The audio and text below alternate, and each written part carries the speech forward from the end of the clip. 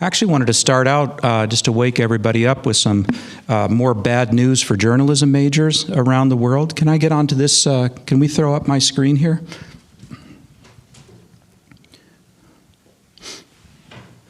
Saw this on the BBC this morning. Just thought I'd share it with you out of interest. أنا فضة. أول مذيعة في الكويت تعمل بالذكاء الاصطناعي في مؤسسة كويت نيوز الإعلامية. ما هي نوعية الأخبار التي تفضلونها؟ لنسمع آراءكم. I'll let it run once more in case you didn't catch the audio. أنا In فضة. Arabic. أول مذيعة في الكويت تعمل بالذكاء الاصطناعي في مؤسسة كويت نيوز الإعلامية. ما هي نوعية الأخبار التي تفضلونها؟ لنسمع آراءكم. So this is Feta. Feta made her debut this week on Twitter for a Kuwaiti media outlet. She is an AI news presenter who will be on regularly now. And I wanted to compare and contrast her because it's been a couple of years already that Xinhua has had AI announcers. Here is their AI announcer in 2018 starting his first broadcast. Program. I'm AI News anchor in Beijing. Panama's participation in the ongoing China International Import Expo is showing its Run that back to the beginning. Hello, you are watching English news program. I'm AI News anchor in Beijing. Panama's participation in the ongoing China International Import Expo is showing its potential as a port of entry for China into Latin America. During an interview, so that's the difference of a few years in the quality of AI and its ability to produce. أول مذيعة في الكويت تعمل بالذكاء الاصطناعي في مؤسسة كويت نيوز الإعلامية. ما هي نوعية الأخبار التي تفضلونها؟ لنسمع آراءكم. Feta is saying, I'm Feta, the first presenter in Kuwait who works with artificial intelligence at Kuwait News. What kind of news do you prefer? Let's hear your opinions. And the officials at this news outlet said Feta is a popular old Kuwaiti name that refers to silver, the metal. We always imagine robots to be silver and metallic in color, so we combined the two. Also, hence her look, her blonde hair and light-colored eyes, which this outlet says reflect Kuwait's diverse population of Kuwaitis and expatriates. So, the latest addition in the AI world to news presentation. Pretty good. Claire, had you seen that before, these guys? No, I didn't see that. Yeah. I have thoughts. So just a reminder to everybody as we gather that this conference is creating a space for discourse on modern media and technology in state affairs. Our main focus is the chaos of the contemporary information space and how this informs and impedes the creation, execution, and communication of policy and the effective conduct of policy. I'm Jeff Trimble. If you didn't see me yesterday, I've got 40 years or so involved in international journalism as a correspondent, editor, and media manager. At present, I'm chairing the board of EurasiaNet, which is an independent news organization covering news about South Caucasus and Central Asia. I am really thrilled. I mean, about as thrilled as a Midwesterner can be. Right? I'm from the part of the Midwest where the guy loved his wife so much he almost told her. So you all don't know about that in Texas, but that's the Midwest. We're really fortunate to have with us today Claire Wardle, a leader, a real leader in the field of misinformation, verification, and user-generated content. Claire's the co-founder and co-director now of the Information Futures Lab and professor of practice at Brown School of Public Health. And I want to come back to that and ask you why public health, why you've landed there, and to talk about that. So back in 2015, Claire co-founded the nonprofit First Draft, a pioneer in innovation, research, and practice in the field of misinformation. But what I particularly want to point out is that in 2017, Claire co-authored really the foundational report called Information Disorder, an Interdisciplinary Framework for Research and Policy.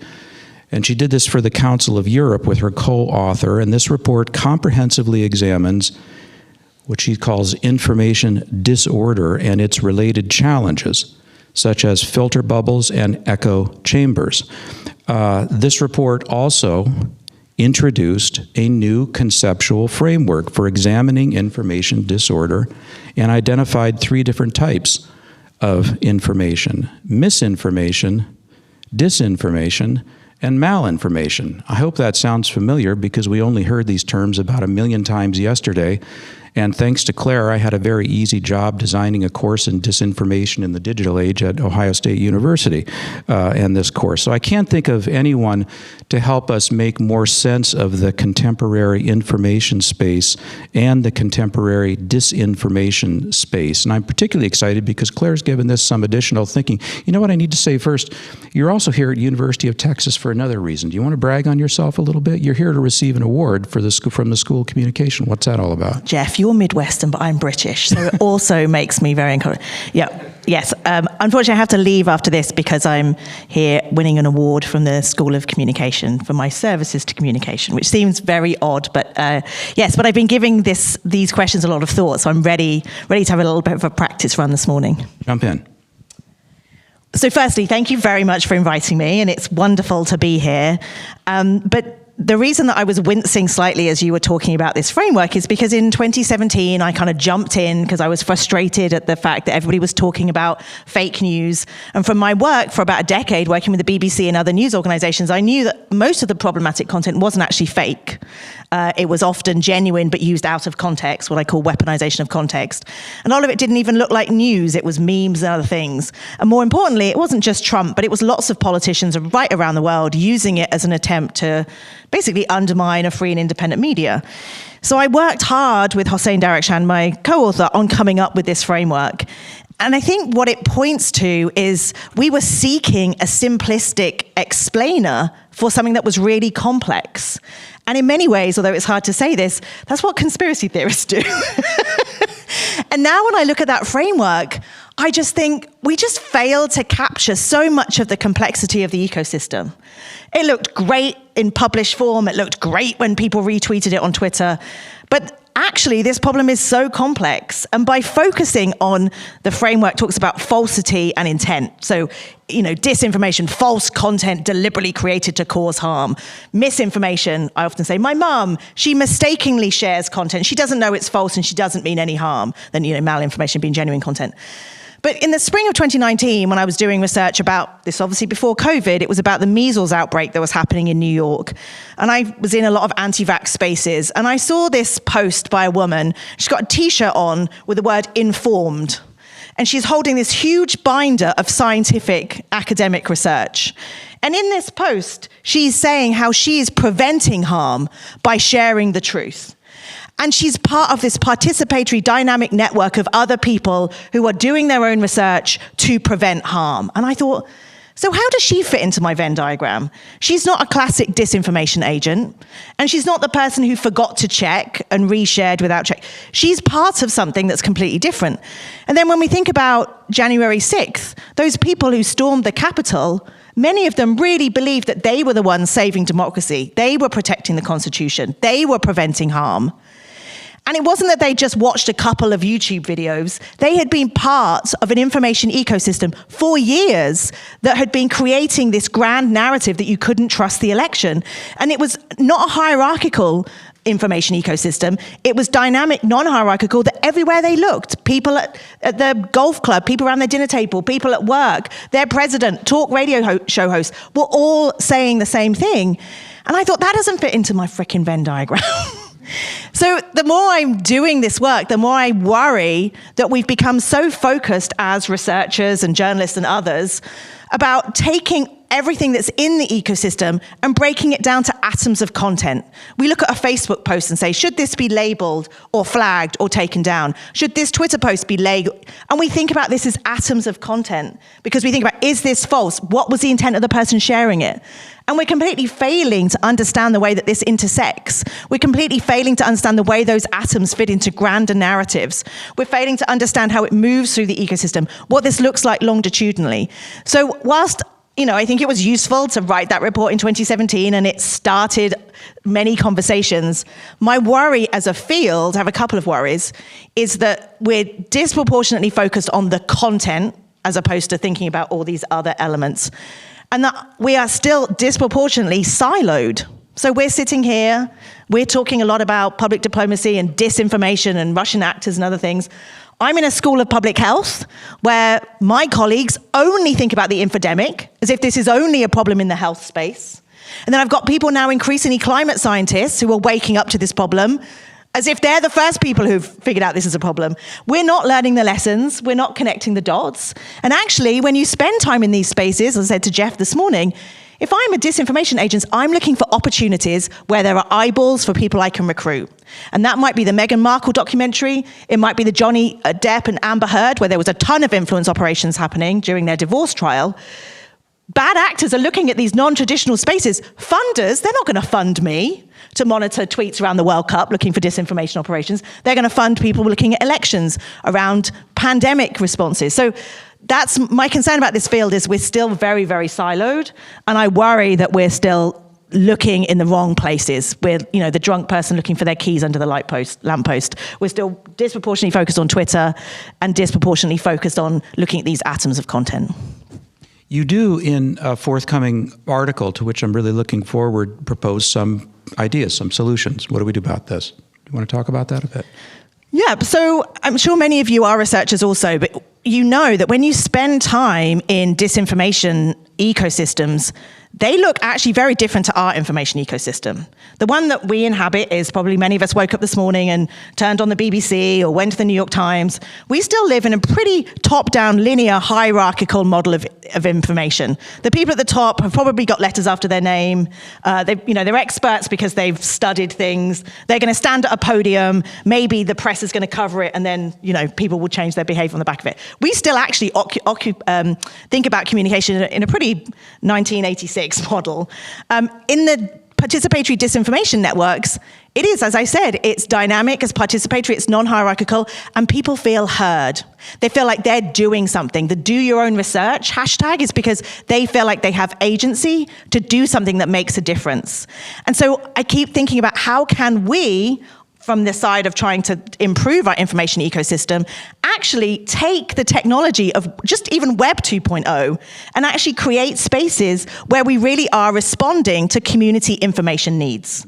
Because another thing I'll say is, we funders, the headline writers, on the most egregious forms of disinformation. We all want to read the headlines about QAnon or about the fact that people believe that Bill Gates is microchipping vaccines. That drives clicks. It makes us go, oh my goodness, can you believe it? That's what Uncle Bob thinks at Thanksgiving. But actually, those 20% who've fallen down the rabbit hole, to pull them out, you're not going to just convince them quickly. That's a de-radicalization program.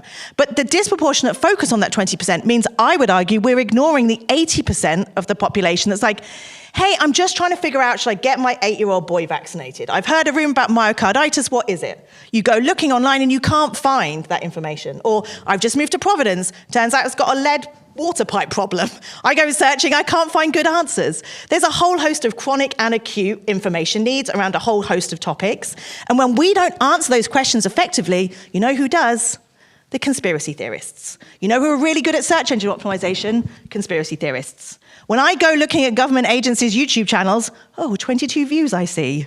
Like, we're not communicating in the spaces that we need to, in ways that we need to, and this has to be community-driven, and it has to be co-created with communities to take messaging and create it using a language and cultural context that makes sense for those communities. Now, it's not quickly scalable, but all of us who were in that huge number of conferences in 2016 and 2017, anytime somebody talks about media literacy, they're like, oh, yes, Claire, that's going to take too long. Can't we just create a spam filter for misinformation? Can't we just tweak the Facebook algorithm? And of course, we knew then, but we didn't want to believe it, that there's no quick fix to this. This is a multi-decade response. And the only way we do this is by being participatory. And thinking about Russian attempts to do this, the long game, and they make it participatory and they do it at the local level. It's not about ads on the side of buses. They've always known that, but we're not very good at it.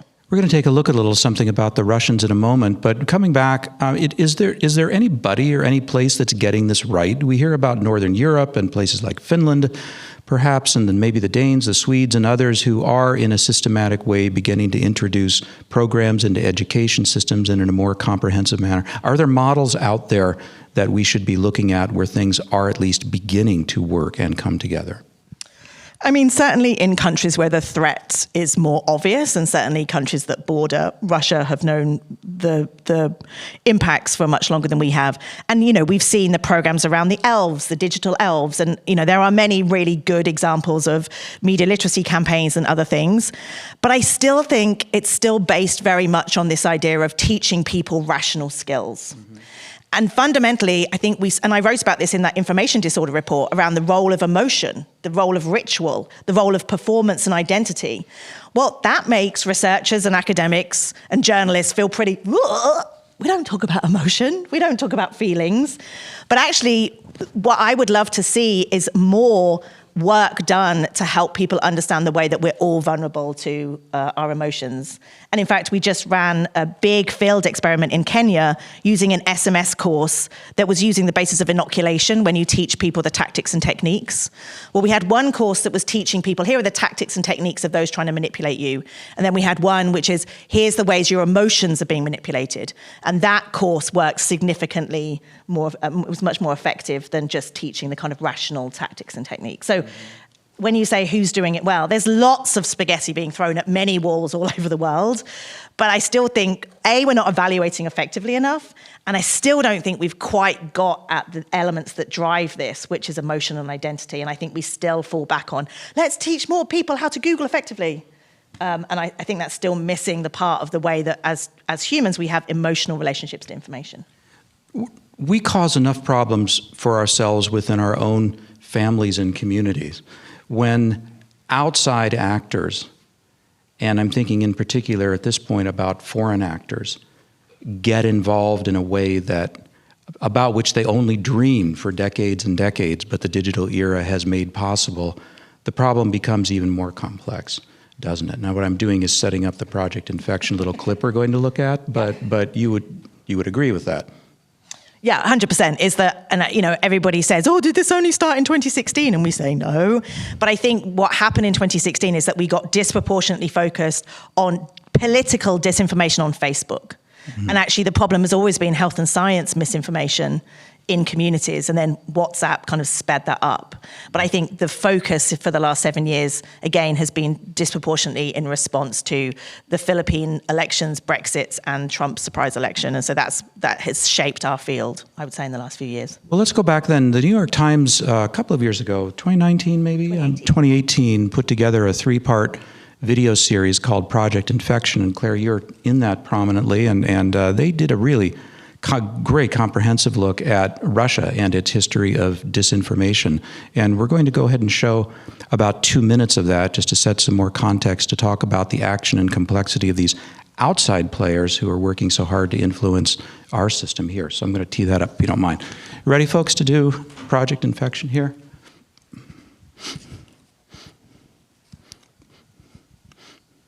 VOA guys, you came in too late. What's on the screen right here is who's going to replace all you guys at Voice of America. This is,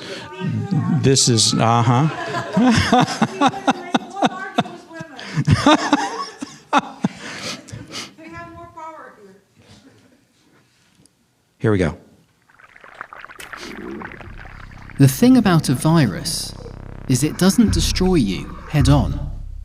Instead, it brings you down from the inside,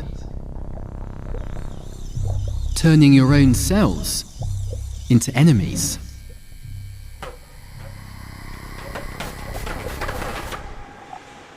This story is about a virus created 5 decades ago by a government to slowly and methodically poison its enemies. But it's not a biological virus, it's more like a political one, and chances are you've already been infected. And yes, it's also a story about this guy, and a term he likes to think he invented. Really, the word, I think one of the greatest of all terms I've come up with is fake. I guess other people have used it perhaps over the years, but I've never noticed it. It's only been around for a few years, but you're probably as sick of it as we are. Well, the thing is, it's actually really old. It's just that once, it went by a very different name. Активные мероприятия. If you feel like you don't know who to trust anymore, this might be the thing that's making you feel that way. If you feel exhausted by the news, this could be why. And if you're sick of it all and you just want to stop caring, then we really need to talk. Ready?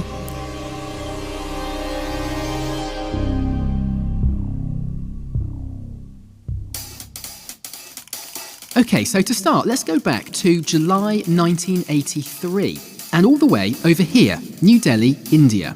This is when a remarkable story appears in a newspaper called The Patriot. It claims the HIV virus was secretly created by US government scientists as a weapon to kill African Americans and gay people. It even names a facility, Fort Detrick in Maryland, where the virus was supposed to have been concocted. It's a crazy allegation printed in a small newspaper. No big deal, right? But fast forward just a couple of years and look what's happening. The story is spreading all over Africa. A scientific report's even published by 2 East German biologists who say they can prove AIDS is made in the USA. All these articles are from just a few months at the end of 1986. And then somehow, it ends up here. A Soviet military publication claims the virus that causes AIDS leaked from a U.S. Army laboratory conducting experiments in biological warfare. That's Dan Rather reading a fake news story to millions of unwitting Americans on national TV. Thank you. Claire, so as if things weren't bad enough, let's talk a little bit about the Russians and what we've just seen here. Go ahead. Well, I think the other thing I'll say is the reason I love this clip and I still use it all the time in trainings is because it just shows how dynamic the information ecosystem is and how information moves and flows offline and on. And again, going back to my framework, which I kind of want to put in the bin, like it doesn't allow for that. And I think the reason this is so effective is because that happens every day in about 5 minutes. And we have the same thing that something is, posted or starts in 4chan on Discord. It moves on to places like Telegram, conspiratorial spaces on YouTube, and then moves it maybe onto Twitter and Facebook, then maybe gets up to a journalist who might not realize that it's fake or does, but by debunking it is giving it that oxygen. And so that whole piece of how it works and how it works now is that was a 2-year process. We can now do this in 1 to 2 days. But it's that learning of how do you seed and then allow the information ecosystem to do its work? And how do we train people to understand that as opposed to have you Googled the headline effectively? And I think and the Russians play the long game. And in fact, there's an amazing scene in the documentary where they have this footage of KGB spies from the 1980s. And and I talk about this almost in every presentation, is he talks about drops of water on a rock. And he says, no drop of water can ever cause any harm, but consistent drops of water on a rock can split it into thousands of pieces. And that's what we're trying to do with America. And he said this 40 years ago. And I think about that all the time around the way that we think about the atoms of content. Should this Facebook post be taken down? Should this tweet be labeled?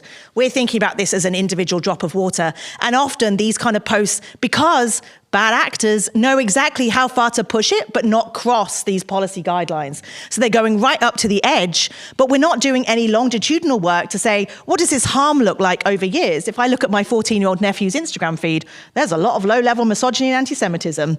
Nothing that's going to get taken down by Instagram, but collectively, what is that doing? And so that's the reason I just think this documentary, going back to those techniques that the Russians have so effectively mastered, is it's not about the here and now. It's not about the atoms of content. It's about the grand narratives over time and what that does. And I think as we sit in America in 2023, and not to say it's all caused by the Russians, absolutely not, but there's a lot of factors going into the fact that we feel like we're splintering into thousands of pieces. Well, you've pushed my button on the Russia thing. You were probably speaking about Yuri Bezmenov, who was one of these defectors in the 1980s. And Bezmenov, we're talking about the 1980s, and he described a policy that mostly applied to the Soviet approach to trying to destabilize and topple regimes in the developing world. And he said it was a 4-step process. The first step was demoralize. The second step was destabilize. The third step was crisis, and the fourth step, as the Soviets referred to it, was normalization, which meant, of course, putting in place some order that was more amenable to what Moscow wanted. And these first 2 stages, demoralize and destabilize, could take a very long time. And the crisis piece is meant to happen very quickly. Something happens. That's the spark that makes the whole thing ignite. And I would just say that looking at our society today, are we demoralized? Yeah, I think I'm feeling pretty demoralized. I read the news. Are we destabilized? Well, it depends on the day and what you see in the news, but certainly there is a great deal of tension in our society. So one looks at these decades-old techniques and wonders the extent to which, and sure we're doing this to ourselves, the extent to which these efforts over decades, where the Cold War never ended, where this struggle never ended, where these people never went away, they continued what they're doing, really is having a pretty profound effect on what's happening inside this society. I find that super disconcerting. I don't know, there are others here who are Russia types as well. Jill Doherty's here, spent a long time in Moscow. Others may have comment on that and thought on that, but what's your reaction?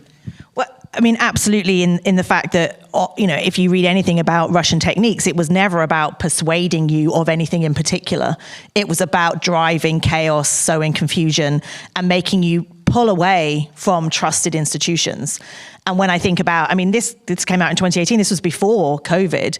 It's very hard now to look around and see people who say every single day, I just don't know who to trust. And you see this with, Edelman Trust Barometer. People aren't trusting institutions, they're trusting each other.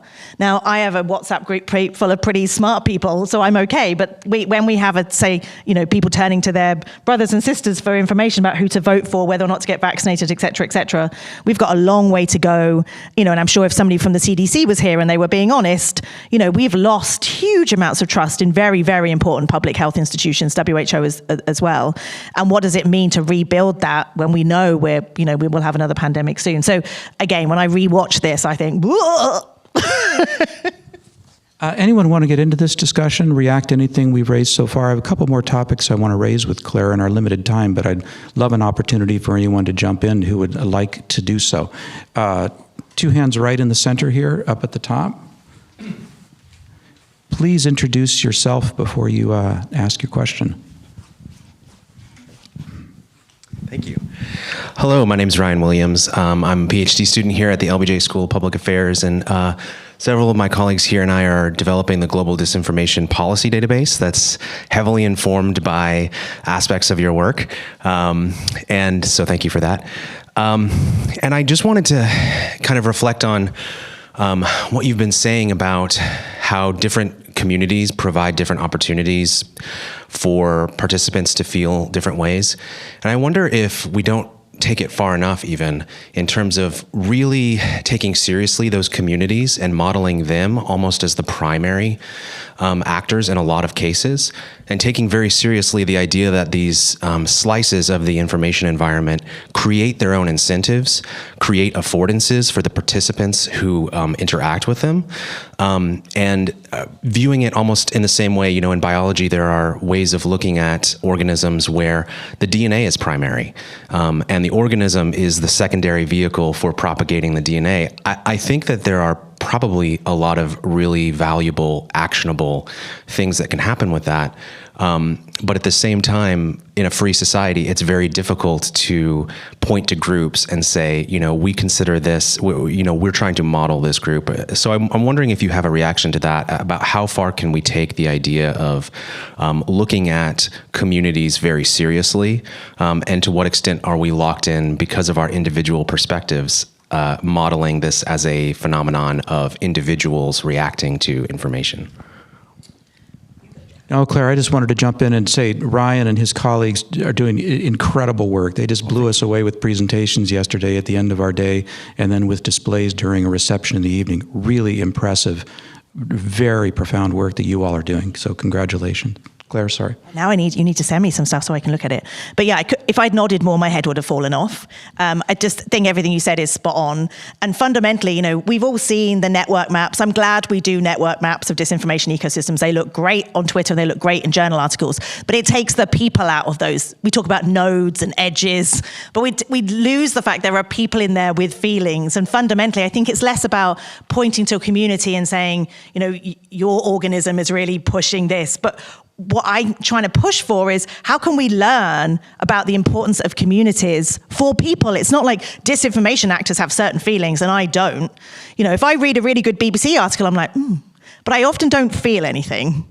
And I'm probably not going to share it because I haven't had feelings about that, which, as we know, the algorithms are pumped for emotion and when we're angry, all those kind of things. But I weirdly got into this space because I was doing work with the BBC in the early 2000s. And the irony is actually, in the early 2000s, many institutions were really excited about Web 2.0 and were doing really amazing crowdsourced projects. I was at UNHCR. We had volunteers looking at satellite imagery to look at where migrant patterns were happening because we could only see it on the satellites. They were just, all of these amazing volunteer efforts. And the BBC had a thing called ICANN, which was at the community level where people had bulletin boards, they could share their concerns, they could connect with each other. It was all the things.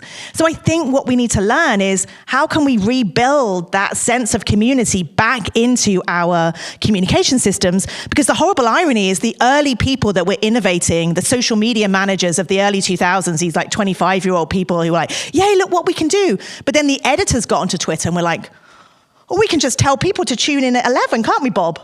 Oh yeah, we can just, on Facebook, we can just share our articles on Facebook. We can just get people to read our website. There was the two-way, exciting, participatory elements of the social web disappeared. I mean, this is live stream, so I might get into trouble, but when I was at UNHCR in 2014, UNHCR loved Facebook because we could fundraise and put beautiful pictures of refugee children up and we would get loads of money. And then I was a social media manager, so on Sundays I'd get posts from people saying, I'm in Damascus, I'm in trouble, can you help? Here's my telephone number. And HCR was like, oh, no, we can't have refugees commenting on Facebook. No, Facebook's there just for broadcast, for fundraising. So that's what I keep coming back to, is how do we really take Web 2.0, which traditional institutions didn't actually take up the elements that the whole technology allowed them to do. They just took their broadcasting, put it on. The disinformation ecosystem was like, yeah, we can make people feel heard. We can listen to people. We can give them agency. So I think, to your point, it is about community. And there's amazing opportunities like Stephen Thomas from University of Maryland, who went in and trained up Black barbershop owners to have conversations with their Black clientele about health issues that were concerning them. Those Black barbershop owners were the right messengers who knew how to talk and to get people to understand what was happening. What does that look like in many, many different communities? That right now, I have a fellow who's working with elderly Vietnamese in the Bay Area who spend 18 hours a day on YouTube watching Vietnamese conspiracy theory content because there's no other Vietnamese content in the Bay Area that they can watch. Well, that's a community information need. What is it that we're failing to do in terms of producing content that's culturally relevant in the right language, designed that works on mobile, loads quickly, doesn't have a paywall, blah, blah, blah. All the things that we're screwing up over here in our traditional information ecosystem. So to me, it's how we learn, as opposed to, yes, we have to study, but not study in point, but study and learn and pull that into our information environments. Thanks, Ryan. And you heard that invitation to send some of your work along to Claire, so pick up on that, okay? Behind you, please. Matt, I think that's you back there. Introduce yourself. Hello, I'm Matthew Ellis. I'm a historian at Sarah Lawrence College. So I was struck by what you said about the role of emotion and identity. And what's striking to me as a historian is that this is actually something that was a major preoccupation of communications experts and theorists for, 50 years after World War I. And something that's been in the back of my mind throughout this whole conference is how much of this is really new because of the digital age and how much of this is quite old. Because what I'm thinking about listening to you is, a generation of sociologists and behavioral researchers like David Reisman, or, who were thinking about this transition away from a democratic public that's based on face-to-face community towards an anonymous mass society. And this was something that they were quite obsessed with in the 50s, 60s, and 70s with the advent of TV. And they were thinking about the decline of democratic publics. And so there's an irony that I'm detecting here, which is that the people who are passing around disinformation are actually in some ways returning to the earlier model that everyone was lamenting we moved away from, right? Actually involved, participating in their communities and in their publics and trying to break out of this anonymous mass society mold. Yeah, I also very much agree. And in fact, when I went to grad school, one of the first texts you read in communication school was Bowling Alone, like Robert Putnam's early 90s book about, And recently somebody from an unnamed platform called me and said, have you read Bowling Alone? And I was like, oh my goodness. So I think my fear sometimes about this field is and I actually said this in the information disorder report, is my worry is that it's atheoretical and ahistorical. And I, to be totally honest, 6 years on, still worry deeply about the conversations we have about this problem that are as if it's completely new, and that there is, deep both from the history department and also communications departments that just people haven't read, haven't thought about. And like the hypodermic needle model was completely pushed aside in the 1970s when we understood active audiences. But then when you hear people go, oh, we just need Kim Kardashian on TikTok to tell people to get vaccinated, then they'll get vaccinated. Or the flip side, oh my goodness, people saw a Russian troll meme and now nobody's voting. Like we've fallen back into these ideas that in the 60s and 70s we were like, no.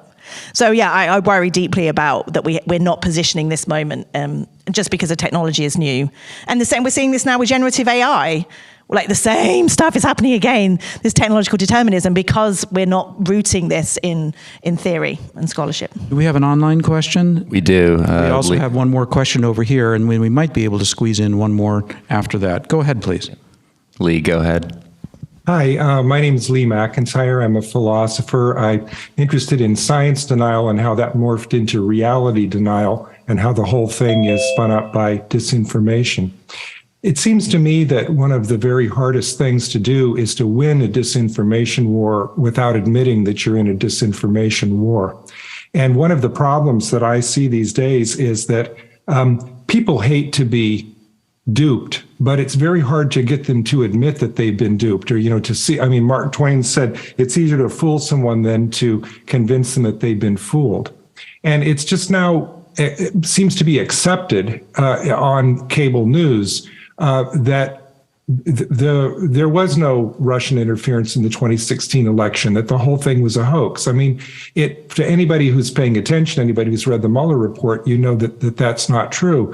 But it's always seemed to me that at least the very first step that we have to take in fighting a disinformation war is to find some way to convince people, yes, you actually have been fooled, and here are the specific people who are fooling you, and here's what they fooled you about.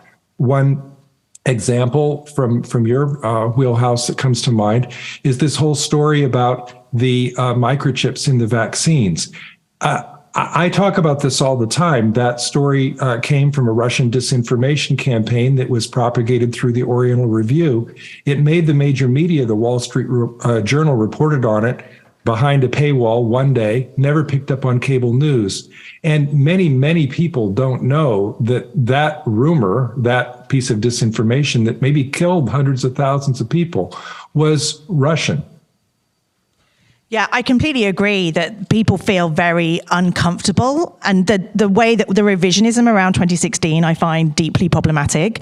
But just one anecdote I'll share is that we were working with a community group in Oakland, California, and the leader there said, I couldn't get my community to care about disinformation. It was just, it wasn't an issue. We've got other issues. She said, the minute I started talking about targeted disinformation campaigns aimed at our community in the same way as I talked to them about tobacco, people came to us, this black community in Oakland, and they experimented on us, they sold cigarettes to us, they killed us. She said, once I started using that same language around disinformation, people took note. And she said, but there's a ton of scholars and researchers who hate the fact that I talk about it in that way. But to me, it was a way to get people to think about manipulation differently. So I think your point is an important one. And I think there's just discomfort with this. But in the long game here is, we can keep looking the other way, but it's still going on and it's being very, very effective. Thank you. Lee, thanks for joining in again today. Question over on this side, please. Coming behind you, Andrew. Hi, I'm Andres Ilves at Radio Free Europe, Radio Liberty, previously at the BBC. And in between the two, I spent 8 years in Africa, some of which I spent with the Institute of War and Peace Reporting, fighting disinformation in Malawi, Kenya, and Nigeria. And one of the things that struck me is the role of the US out there, and role as in how it's a topic. People would invoke, there were fake tweets from President Reagan at the time, President Trump at the time, where he purportedly endorsed a particular presidential candidate. And it was really striking. They invoke the U.S. a lot, and it's just a young South African told me, was beginning to lecture me about Hunter Biden's laptop, and I was really struck by there's a war out there that the U.S. is definitely not winning. So even if you invoke the sort of vision of Russia as behind this, there's this moral equivalency that's taken hold where it's like, yeah, well, I mean, so how is that different from what the U.S. is doing? So calling upon Russia as this evil actor doesn't seem to impress most of the people that I talk to. They absolutely, it's like, well, yeah, they never colonized us. And there's sort of this other narrative going on. But I'm really struck by the U.S. comes up a lot, and it's not necessarily a target, but people just reference it and then are spreading this stuff. So people are sending videos about Hunter Biden to each other across Africa. And I'm just thinking, like, where is this all headed? I love that you brought that up because it goes back to, I was talking about silos and funding. People also get funded mostly by country. So people are like, oh, I'll just fund the US, or I'll just fund Western Europe.